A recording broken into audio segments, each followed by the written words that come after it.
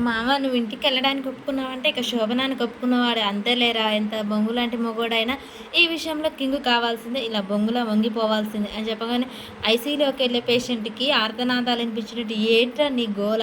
అసలు నువ్వు ఫ్రెండ్‌వేనా? నా మందు తాగి నాకే ద్రోహం చేస్తావా? ఏంటి మామ అలా మాట్లాడతావు? ఎంజాయ్ చేయాలి జీవితం అన్నాక అని చెప్పేసి అంటూ ఉండగానే ఈలోపే ఇక కార్ డ్రైవరు అక్కడి నుంచి వెళ్తూ ఉంటాడు. చెకింగ్‌కైతే పోలీసులొచ్చి కార్ ఆపుతారు. అది చూసిన తన ఫ్రెండు చాలా కంగారు పడుతూ ఉంటాడు. ఇదేంటి ఏం లేదు సార్ అని చెప్పిన తన మాట వినకుండా తననైతే అరెస్ట్ చేయడంతో ఇతను బాలుకు ఫోన్ చేస్తాడు. చేయడంతో బాలు స్టేషన్ దగ్గరికొచ్చి ఎస్ఐ గారికి జరిగిందంతా చెప్తూ ఉంటారు. దాంట్లో ద్రాక్ష పండ్లు పెట్టారు. మాదక ద్రవ్యాలు ఉన్నాయని తెలియదు సార్. క్షమించి వదిలేయండి. కావాలంటే మేము ఫైన్ కొడతాము. వదిలేయండి సార్ మమ్మల్ని అనగానే ఏంట్రా ఇదేమన్నా ఫిట్టింగ్ కేసా? మీదంతా స్మగ్లింగ్ బ్యాచ్ అనమాట. అందుకే నువ్వు ఇలా చేస్తున్నావా?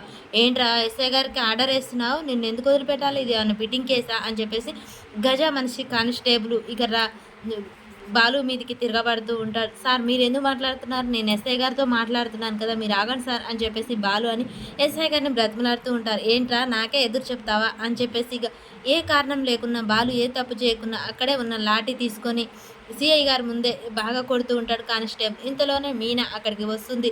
కొట్టొద్దండి మా ఆయన్ని కొట్టొద్దు ఆపండి అని చెప్పేసి గట్టిగా అరుస్తూ ఏడుస్తూ ఉంటుంది. ఏంటి నీ నస నీకు పడాలా దెబ్బలు అని చెప్పేసి మీనా మీదికి చెయ్యెత్తాడు కానిస్టేబుల్. అది చూసిన బాలు రక్తం మరిగిపోయి కానిస్టేబుల్ చెయ్యిని బిర్రుగా పట్టుకుంటాడు. మీనా బాలు వైపే చూస్తూ ఉంటుంది. మరి మీనా బాలుని ఇద్దరిని కలిపి జైల్లో వేస్తారా? లేకుంటే ఇద్దరిని ఇంకా కొడతారా?